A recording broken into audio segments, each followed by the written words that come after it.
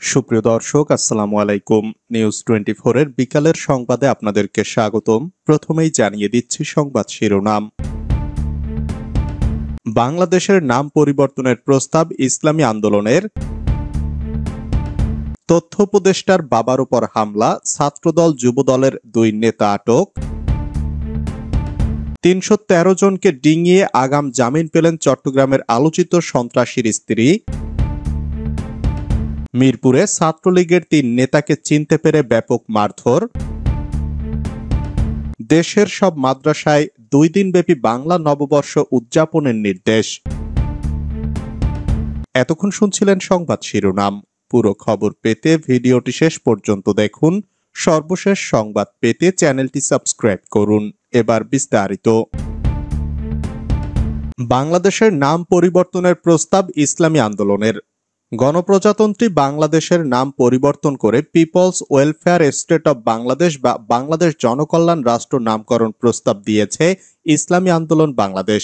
বৃহস্পতিবার দুপুরে দলের মহাসচিব প্রিন্সিপাল হাফেজ মাওলানা ইউনুস আহমেদের নেতৃত্বে একটি প্রতিনিধি দল জাতীয় সংসদ ভবনে জাতীয় ঐক্যমত্য কমিশনের কার্যালয়ে উপস্থিত হয়ে এ প্রস্তাবনা জমা দেন। কমিশনের সহসভাপতি অধ্যাপক আলী রিয়াজের কাছে তারা লিখিত মতামত দেন। লিখিত মতামতে দলটির পক্ষ থেকে বলা হয়, রাষ্ট্রের নামের মধ্যে যেন জনগণের কল্যাণ নিশ্চিত করার দর্শন প্রতিফলিত হয়, সেজন্য people's welfare state of Bangladesh নামটি প্রস্তাব করছি। দলটির প্রেসিডিয়াম সদস্য আশরাফ আলী আকন সাংবাদিকদের বলেন, প্রস্তাবিত সংস্কারের অধিকাংশের সাথেই একমত পোষণ করেছে তার দল। বিশেষ করে সংবিধানের মূলনীতি পরিবর্তন, প্রধানমন্ত্রী ও রাষ্ট্রপতির ক্ষমতা ভারসাম্য আনা, 2 বারের বেশি প্রধানমন্ত্রী না হওয়া, একই ব্যক্তি দল, সরকার ও সংসদ প্রধান না থাকা, 70 অনুচ্ছেদের বিলুপ্তির মতো প্রস্তাবকে তারা স্বাগত জানিয়েছে বলে জানান তিনি। ইসলামী আন্দোলন বাংলাদেশের মহাসচিব সহ 6 সদস্যের প্রতিনিধি দল এ প্রস্তাব জমা দেন। তথ্য উপদেষ্টার বাবার উপর হামলা, ছাত্রদল যুবদলের 2 নেতা আটক। লক্ষ্মীপুরের রামগঞ্জে তথ্য উপদেষ্টা মাহফুজ আলমের বাবা বিএনপি নেতা আজিজুর রহমান বাচ্চু মোল্লার উপর হামলার ঘটনায় 2 জনকে আটক করা হয়েছে। তারা হলেন জেলা ছাত্রদলের সহ সাধারণ সম্পাদক সাগর হোসেন শুক্কুর ও ইসাপুর ইউনিয়ন যুবদলের সদস্য আব্দুল কাদের। রামগঞ্জ থানার ভারপ্রাপ্ত কর্মকর্তা আবুল বাশার বিষয়টি নিশ্চিত করেছেন।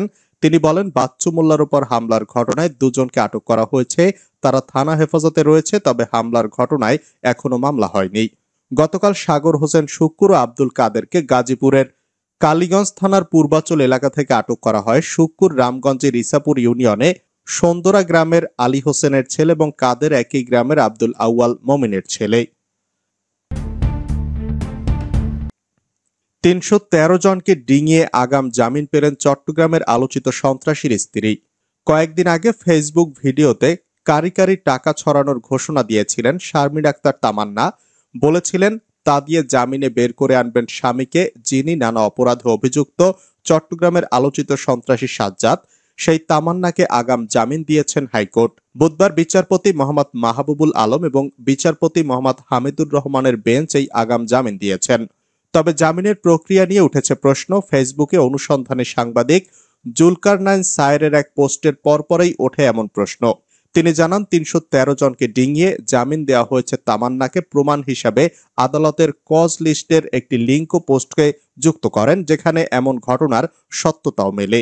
সায়ের লেখেন, চট্টগ্রামের কুখ্যাত সন্ত্রাসী সাজ্জাদ, যিনি কিছুদিন আগে গ্রেপ্তার হয়েছেন এবং গ্রেপ্তার পরবর্তীতে তার স্ত্রী শারমিন আক্তার তামান্না কারি কারি টাকা দিয়ে আদালত ও জামিন কিনে নেয়ার কথা বলে দেশের আইন ও নিরাপত্তা সংস্থাকে রীতিমতো অপমানের চূড়ান্ত করেছেন।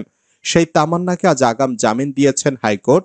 আশ্চর্যের বিষয় হলো, আজ বিজয় 71 ভবনের 25 নম্বর কোর্টে 547টি মামলার আগাম জামিনের শুনানি থাকলেও দুপুর 1:15 পর্যন্ত সিরিয়াল নম্বর 150 পর্যন্ত শুনানি চলে। এরপরেই বিচারক সাজ্জাদের স্ত্রী শারমিন আক্তার তামান্নার মামলার রায় চলে যান এবং 1 মিনিটের মধ্যেই জামিন মঞ্জুর করে দেন।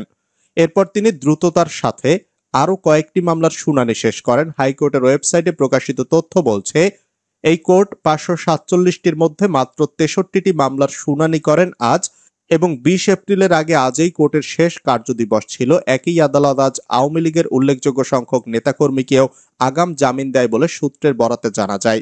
তিনি আরো লেখেন, সাধারণত আদালত গুরুত্ব বিবেচনায় অর্থাৎ সচরাচর কারো জটিল রোগ বা আপনজন মারা গেলে তখন মূল সিরিয়াল ভেঙে যে কোনো একটি সিরিয়ালের মামলা ধরতে পারে, কিন্তু 150-এর পর 463 নম্বরে থাকা তামান্না পারভিনের মামলা ঠিক কোন যৌক্তিকতায় 1 মিনিটে শুনানি শেষ করে আগাম জামিনের সিদ্ধান্ত দিয়ে দেয়া হলো।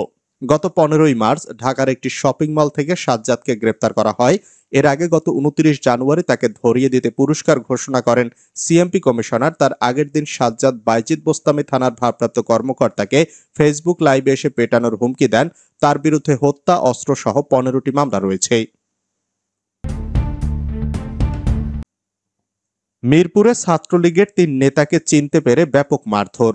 রাজধানীর মিরপুরের শাহ আলী থানাধীন এলাকায় পাবনা জেলা ছাত্রলীগের 3 নেতাকে চিনতে মারধর করেছে উত্তেজিত জনতা। খবর পেয়ে গুরুতর আহত অবস্থায় উদ্ধার করে তাদের শহীদ সরওয়ার্দী মেডিকেল কলেজ হাসপাতালে প্রেরণ করেছে পুলিশ। বুধবার দিবাগত রাত 10:30 থেকে 11টার মধ্যে শাহ আলীর বি ব্লকের মনিকানন উচ্চ বিদ্যালয়ের সামনে এ ঘটনা ঘটে বলে জানিয়েছেন শাহ আলী থানার ওসি শফিকুল ইসলাম। তিনি বলেন, আমরা জেনেছি 3 জনই ছাত্রলীগের নেতা, তারা পাবনা জেলা ছাত্রলীগের সঙ্গে জড়িত, তবে তাদের নাম এখনো নিশ্চিত নয়। তাদের মধ্যে 2 জনের নামে পাবনায় একাধিক মামলা আছে বলে তথ্য এসেছে। আমরা তাদের সঠিক নাম, পরিচয় ও মামলার তথ্য যাচাই বাছাই করছি। কে বা কারা কেন মারধর করলো জানতে চাইলে ওসি বলেন, তারা নিষিদ্ধ ছাত্রলীগের সঙ্গে জড়িত।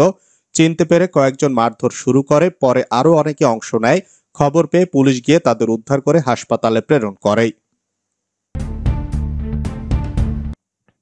দেশের সব মাদ্রাসায় 2 দিনব্যাপী বাংলা নববর্ষ উদযাপনের নির্দেশ। বাংলা নববর্ষ ও চৈত্র সংক্রান্তি উপলক্ষে দেশের সব মাদ্রাসায় 2 দিনব্যাপী উৎসব আয়োজনের নির্দেশ দিয়েছে মাদ্রাসা শিক্ষা অধিদপ্তর। নিজস্ব ব্যবস্থাপনায় উৎসবমুখর পরিবেশে পালন করতে বলা হয়েছে এই উৎসব।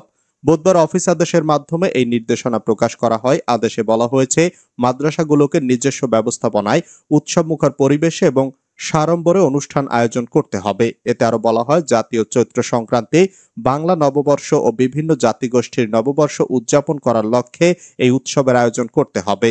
এর আগে মাধ্যমিক ও উচ্চ শিক্ষা অধিদপ্তর এবং প্রাথমিক শিক্ষা অধিদপ্তর থেকেও বাংলা নববর্ষ উদযাপনের নির্দেশনা দেওয়া হয়েছে। ডেকে নিয়ে বিএনপি কর্মীকে কুপিয়ে হত্যা চেষ্টা। লক্ষ্মীপুরে ডেকে এনে বিএনপি কর্মী রুবেল হোসেন রানাকে কুপিয়ে জখম করা হয়েছে। বুধবার বিকেলে সদর উপজেলার উত্তর হামসাদি ইউনিয়নের হাসন্দি গ্রামে এ ঘটনা ঘটে। আহত রুবেল হাসন্দি গ্রামের আব্দুল ওয়াদুদের ছেলে, পেশায় তিনি পিকআপ ভ্যান চালক। রুবেল বিএনপির সক্রিয় কর্মী। আহতদের স্বজনদের দাবি, হত্যার উদ্দেশ্যে পরিকল্পিতভাবে ডেকে নিয়ে তাকে কুপিয়ে জখম করা হয়। তাকে উন্নত চিকিৎসার জন্য ঢাকায় নেওয়া হয়েছে, তবে কি কারণে এ হামলা হয়েছে তা নিশ্চিতভাবে জানাতে পারেনি কেউ।